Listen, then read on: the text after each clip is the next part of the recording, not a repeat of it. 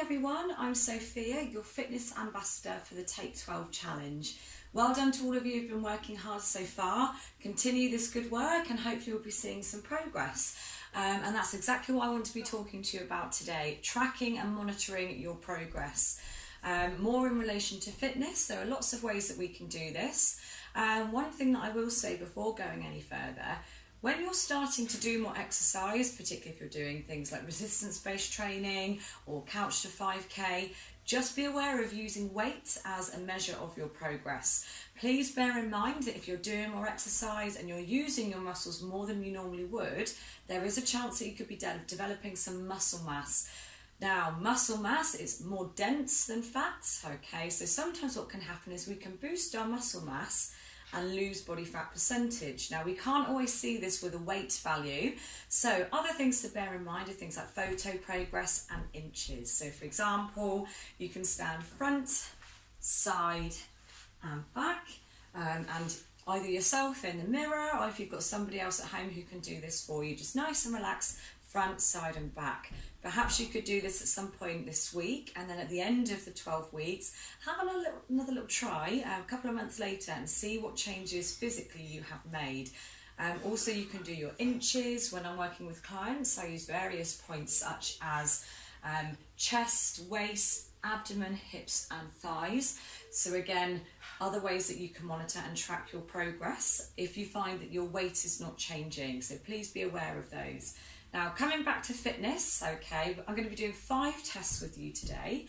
The first is going to be more cardiovascular. So this is going to be a step test. Now, you don't have to have an aerobic stepper, even if you've got stairs at home, or it might be a porch or a patio step, okay? Anything that you can use to take yourself up, up, down and down, okay? Now, we'll then be going on to do a squat test. So all you'll need for this is a chair or a sofa, okay? Now, the third test is going to be a sit-up test. I appreciate that not everybody can come down and up from the ground. So if you want to, you could do this in bed perhaps as well. And be aware as well that you do not have to do all of these tests, even if you just focus on a couple that work specifically for you. The fourth one will be a push-up test, okay, and I'll go through this in more depth. It doesn't have to be a full push-up. I'll break this down for you in a moment. The final test will be a toe touch test. So this will be based on flexibility, so how far to the ground you can get reaching towards your toes. So the only other piece of equipment you'll need for this is either a ruler or a tape measure, something to give you some value of centimetres or inches. Now, the first thing, the step test. So I'm going to bring my step boards here. For this, we will need to record our heart rate. So what will happen, we're going to use the step, we're going to step up, up, down, down as so, and this will be for 3 minutes. What we're then going to do is record our heart rate. So our heart rate is a good indicator of our cardiovascular fitness and the fitness of our heart and our lungs. So to record your heart rate, if you're not aware already, in line with your index finger, you can usually find your pulse in your wrist here. Personally, I prefer to put my fingers just underneath my neck where one of the main arteries lies. For me, that's more prominent. So just be aware, take a moment just to find where you can feel your pulse. After 3 minutes on the step, we're then going to record our heart rate for 30 seconds. Now, if you would like, I've done this as an example, okay. I've written down what week I'm on, the date, okay, and I've written down the 5 different tests. So then if you want to just use a scrap piece of paper, make sure you record and make a note of each of your values for every test that you would like to participate in. Okay, so for the step test, I'm going to count you for 3 minutes. If you want to, feel free to use a piece of music to help give you a rhythm. So first things first, be aware of your heart rate and find yourself a step. So for 3 minutes, going to get ready to come up and down in 3, 2, 1, and here we go, up, down, up, down.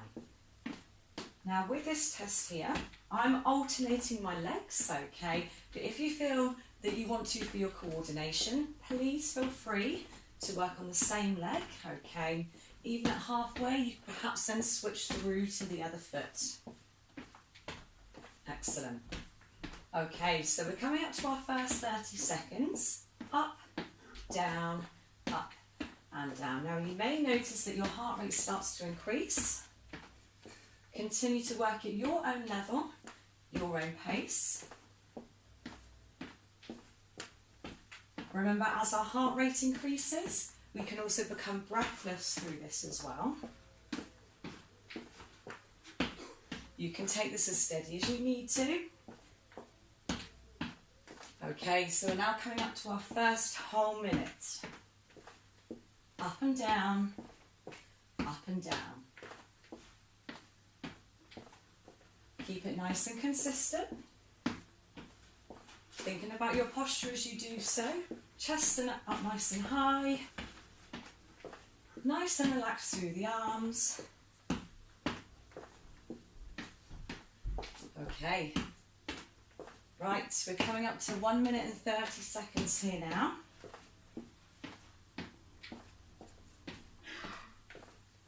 So hopefully you're feeling that heart rate beginning to rise. Now, the idea of recording the heart rate after we finish, this will show us how much our heart rate has increased by. Then when you do your retest again, say for example at the end of the 12 weeks, so in a further 8 weeks' time, hopefully you'll notice that your heart rate has reduced. If our heart rate has dropped at the end of our step in 8 weeks' time, then it means that you have gained and improved your cardiovascular fitness. Okay, how are we doing for time? Right, we're over 2 minutes. Nice deep breaths. Well done everybody, keep going at your own level here, your own pace. Right, we've got 30 seconds left to go here. So after we finish the 30, be ready to take your pulse rate. And how we're going to do this, we're going to measure for 30 seconds and then we will multiply the value by 2. This will give us our beats per minute. Okay, so we've got 10 seconds left here.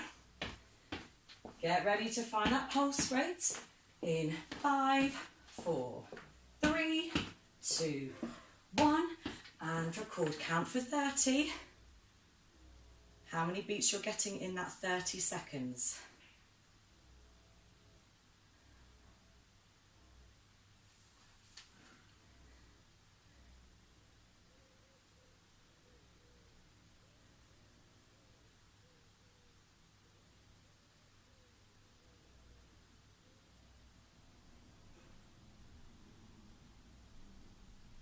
Okay, and write down your value. So for myself, I had 52 beats within 30 seconds. So 52 times by 2, okay, 104 beats per minute. Okay, so I had 52 beats in 30 seconds. Multiply my value by 2, that gives me my beats per minute. Okay, so make sure you've recorded that value down. Then again, when you retest, hopefully you'll have seen that this number begins to decrease, and that will give you a marker as to any improvements in your cardiovascular fitness. Okay, so moving on to test number 2. So using your chair, now I know I've gone through some squats already with you in the previous videos, I will go through this again. What we're going to do is see how long it takes us to do 10 squats. Now for anyone who hasn't done a squat before, what I'd like you to do is stand nice and tall, okay? You're going to drop your hips back and we're going to stand tall to the top. Now be very careful not to knock your knees or join your knees together as you stand here. We want to keep the chest and shoulders drawn back. Be very careful not to let the knees come over your toes. So if I just show you one more time, hands out in front, we're going to sit back and stand tall. So I would like you in your own time to see how long it takes you to do your 10 squats, okay? So you can use a watch or a timer, okay? And so if anyone wants to do this with me here, 3, 2, 1. So how long does it take you to do your 10 squats? So try not to use your hands if you can here. Getting your bottom to the chair. Okay, and once you have finished your 10, okay, please record down your value. Remember, you go at your own pace, okay? So if you want to, this is something that you're new to, go half the speed just to make sure that you're getting used to this. And then hopefully, again in 8 weeks, you'll have seen some improvement and hopefully your time will have decreased. Moving on to test number 3, the sit-up test.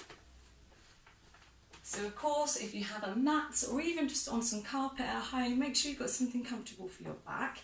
Now the next test is how many sit-ups you can do in 1 minute. Okay, now if you feel this may be too much for you to begin with, just break it down to 30 seconds. Okay, so in order to do your sit-ups, if I break this down with you, hopefully you can all still see me on the camera here. So lying flat on my back.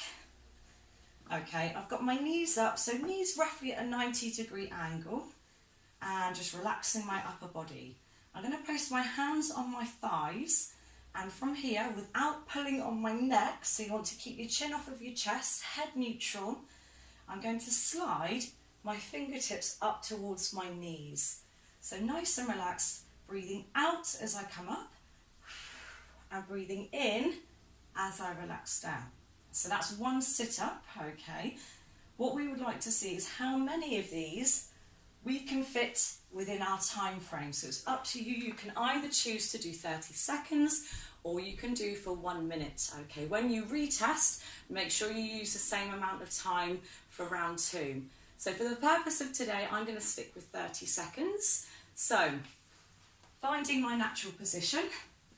Again, using your stopwatch or timer, okay. 3, 2, 1, coming up and relax. And again, you please work at your own pace. This is based on no one else other than you and your body. Just be very careful not to pull on your neck. Make sure you're driving your belly button down towards your spine. Breathing out as you come up and in as you relax. Okay, how am I doing for time? Right, so very nearly there now. Okay, excellent. 3, 2, 1, and well done. So, for you personally, make sure you record how many you've done. Again, either stick with 30 seconds or 1 minute. Now, the next test here is the push-up test. So the sit-up test is more for abdominal and core strength, okay. Now the push-up test is more for our upper body. So with the push-up, okay, if this is something that you're not used to, please feel free to build up. Now you can use a step if you would like to help you. Now as a starting point, okay, please don't worry if you can't do a push-up if you haven't tried this before. The first thing that I'd like you to think about is a flat plank shape. So you can do this on your hands and knees. Okay, now from this position here, it's really important to make sure that you're tucking your bottom in and bringing your hips forwards. So from this point here, I've got my hands directly over, my shoulders directly over my hands. You can see I've tucked my hips in, so I've got a straight line from shoulder, hip to knee. Now, what you can do from here, okay, is you can gently come onto your toes. Now, if you've never done any of these shapes before, what you might want to try first is recording how long you can hold your straight arm plank. So, for example, if this is enough for you, you may find that you get to 9 seconds or 10 seconds before you feel that you need to relax. Now, it's important to have a flat back, okay?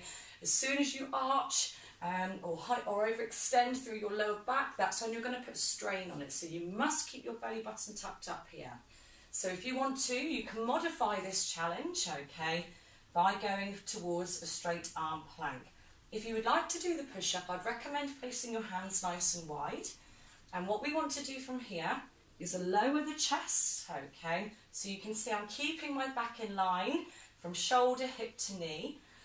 We want to be careful not to stick our bottom out here, and I'm transferring my body weight forward so my nose comes just in front of my hands. So if I come more to the front here.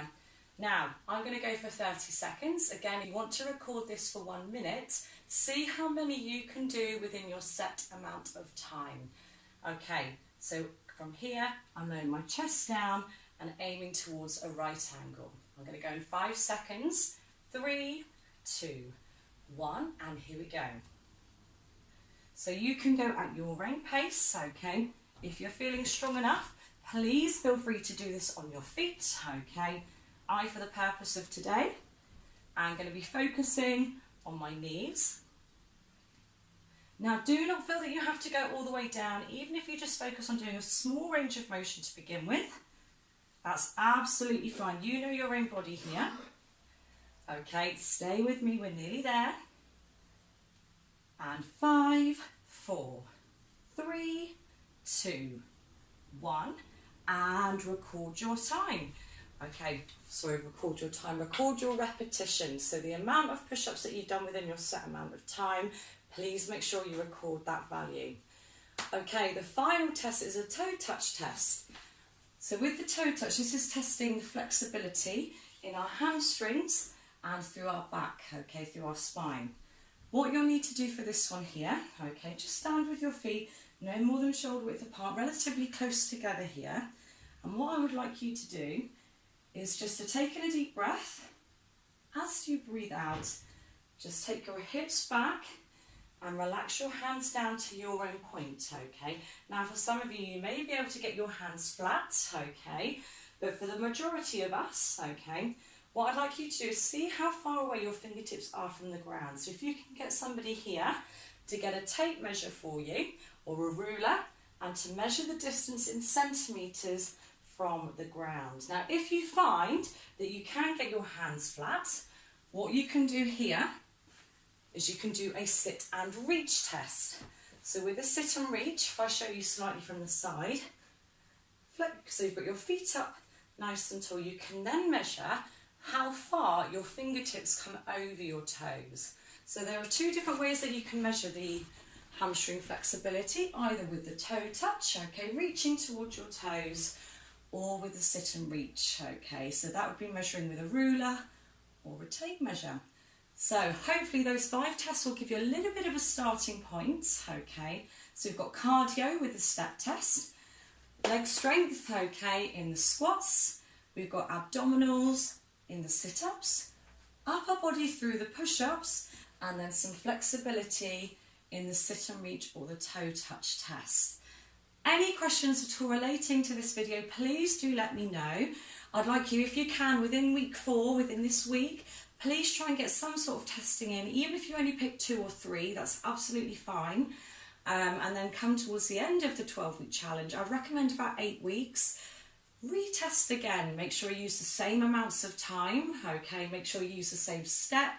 Try and keep all of those affecting factors the same to give you a more accurate and fair test. So good luck with your journey, and I'll be back with you again next week with our next fitness video. Thank you everybody. Bye, well done.